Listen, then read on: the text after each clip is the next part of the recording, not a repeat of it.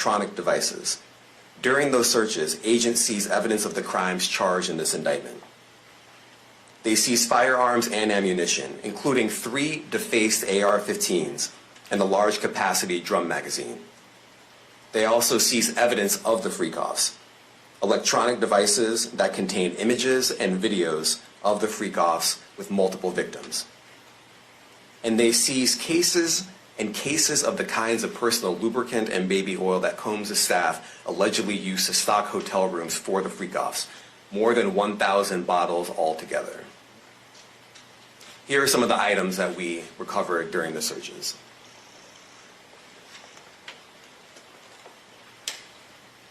As you can see here, this is a drum magazine, large capacity, and it contains, I believe, 59 rounds. I mentioned as well that we recovered 3 AR-15s. This is a close-up shot of one of the AR-15s, and you can see right here the serial number has been thoroughly defaced. Another picture of more ammunition and parts of 2 AR-15s right there. Now, I want to be clear about 2 things. First, this office is determined to investigate and prosecute anyone who engages in sex trafficking, no matter how powerful or wealthy or famous you may be. No one should doubt our commitment on that. A year ago, Sean Combs stood in Times Square and was handed a key to New York City. Today, he's been indicted and will face justice in the Southern District of New York. Second, we are not done. This investigation is ongoing, and I encourage anyone with information about this case to come forward and to do it quickly. Anyone with information can call 1-877-4HSI-TIP. I want to express my deep appreciation for the victims and witnesses who have used their voices and helped bring this criminal conduct to light. We would not be here without them. I also want to thank the dedicated case agents on the HSI Trafficking in Person Squad in New York. They have been with us since day one and have worked tirelessly on this investigation. They will continue to be invaluable partners to us. I also want to thank the incredible agents and analysts from SCNY who have also provided tremendous assistance on this case. I'm deeply grateful for their continued work.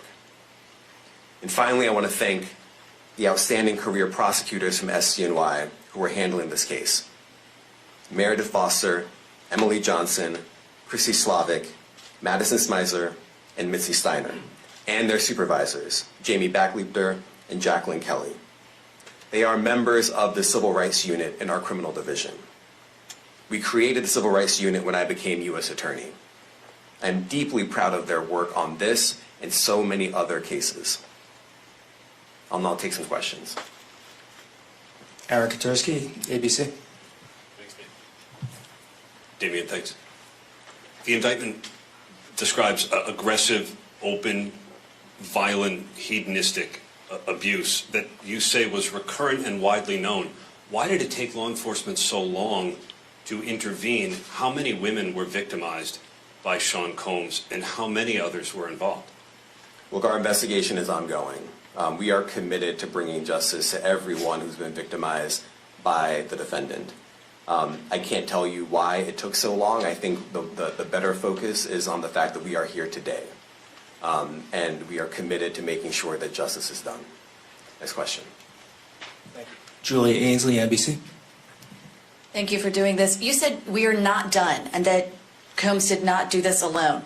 Do you foresee that there could be other charges related to this case? I'm not taking anything off the table. Janet Fisher, Newsday. What's the difference between the sex trafficking and promoting travel for the purpose of prostitution? Well, there are different crimes with different elements. I don't think we should get into the nitty-gritty of the legal discussion right now, but the sex trafficking, we believe, they're all serious offenses, but the sex trafficking conduct carries some significant penalties, and we are gratified that we were able to bring that charge. Is one more coercive than the other? I'm not going to be able to get into that, but you can look it up, and yes, sex trafficking, especially when it involves coercion or force, is a very serious crime. and it carries significant penalties. Good afternoon, Darla Miles, ABC7 New York. Thank you for this press conference and for the details. 2 questions. In context of this indictment and the information that was presented to the grand jury, are you able to clarify the number of victims? It's mentioned plural in the indictment, but can you specify the number of victims just for this particular indictment? And secondly, can you provide details about the alleged arson? Unfortunately, I'm not able to provide either. The number of victims, you are correct. We are intentional in saying multiple. The details of the arson incident are limited to what we have in the indictment and also the detention letter that we filed, which contains more details than the indictment does at various points, but we don't have anything more beyond that. Next question. Lynn Tran, CNN. Are any of his accomplices or associates under investigation? And additionally, could he face any more charges? So the investigation is ongoing. That means both as to him and to anyone else who we believe committed the crime with him. Next question. Juliet Papa. Hi, good morning from 1010 Wins. Any indication that some of the women or victims here were imprisoned in his residences, and did he have locations where he kept them, and were not allowed to leave? And also, he's indicted here, although there were searches and raids in LA, Miami. Why in New York? Well, I'm biased. I'm the U.S. Attorney in the Southern District of New York. I think that we have an outstanding track record of bringing some of the most impactful, sprawling, complex, difficult sex trafficking, human trafficking, labor trafficking, you name it. The Southern District of New York can do it, and so we're very proud of that. And so the scope and complexity of this investigation isn't something that we ran from. It's something that we embrace, and we will continue to do that. As to your question about whether he imprisoned anyone, all I can say is that, I mentioned this March 2016 incident where something was caught on video where a victim was attempting to flee, and there was violence that was associated with it. Was that at the residence or a hotel? That was at a hotel. Matthew Lee, Inner City Press. Thanks a lot. Does your office intend to seek remand, or are you reaching a bail package? And if you're willing, how would you contrast this with the R. Kelly case in EDNY in terms of the elements? Thanks. So we will be seeking detention. We have filed a letter laying out our reasoning for seeking pretrial detention. I'm not going to be able to expand beyond what's in the letter, but it contains all of the reasoning, and it contains the law as well. There is a presumption of detention in a case like this, and we think that's warranted.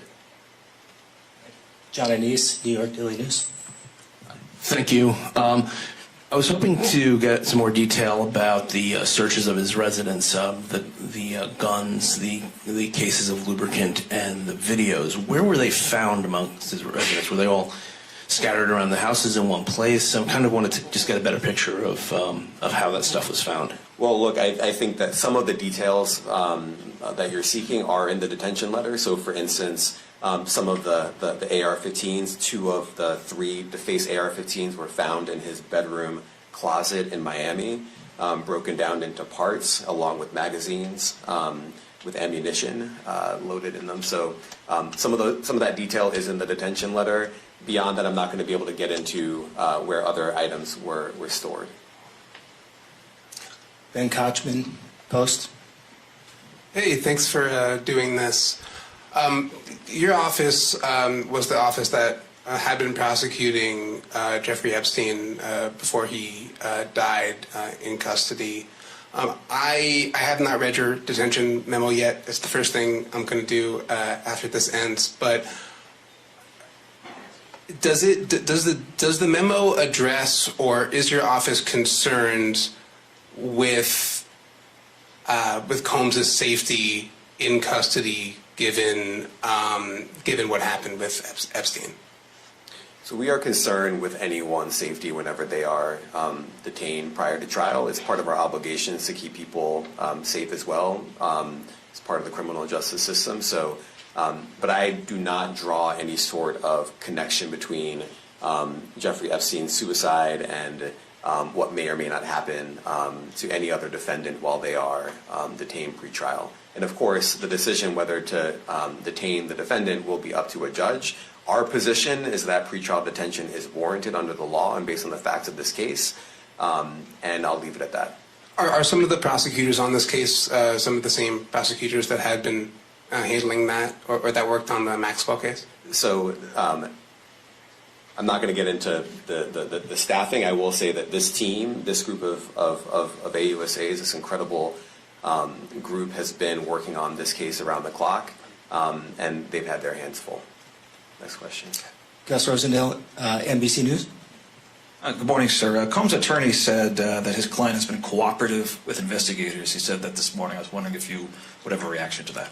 Let me just say this. I think that generally with increasing frequency, the word cooperative or cooperating has taken on tremendous elasticity and it no longer really bears any relation to what the word means when we use it in a very specific context. So responding to lawful process and the like does not qualify as cooperation when we use that term here.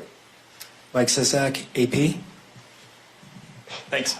To that end, was there any discussion of Mr. Combs surrendering? I understand he was taken into custody at a hotel in Manhattan last night, and maybe that wasn't the plan. Can you elaborate on how that came about and why that was? I'm not going to be able to get into any sort of operational details as to how he was taken into custody and when. He is in custody right now. He will be appearing in court later today. Was there any discussion of him surrendering, given they claim he's cooperating? I'm not going to be able to get into law enforcement tactics or operations. If you make a big deal of the gun, how come they're not charged outright or with obliterating civilians? That's automatic. Well, I can't get into the charging decision. It is very meaningful to us that weapons were possessed, as we allege in the indictment. Part of the reason why this conduct was so pervasive and harmful was because victims and others didn't necessarily feel comfortable denying him his wishes, as we allege, because of the presence of firearms. I should leave it there. Thanks. Last question, Jacob Shamison. Jacob Shamsian, Business Insider. Thank you.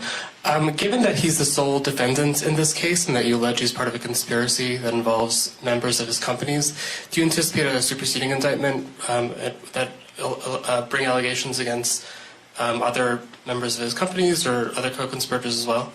I can't take anything off the table. Anything is possible. Our investigation is very active and ongoing.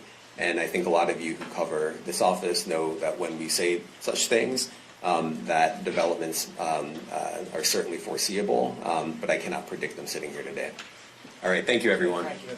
What part of his business empire is exposed to forfeiture? Thank you, everyone. Thank you. What's up?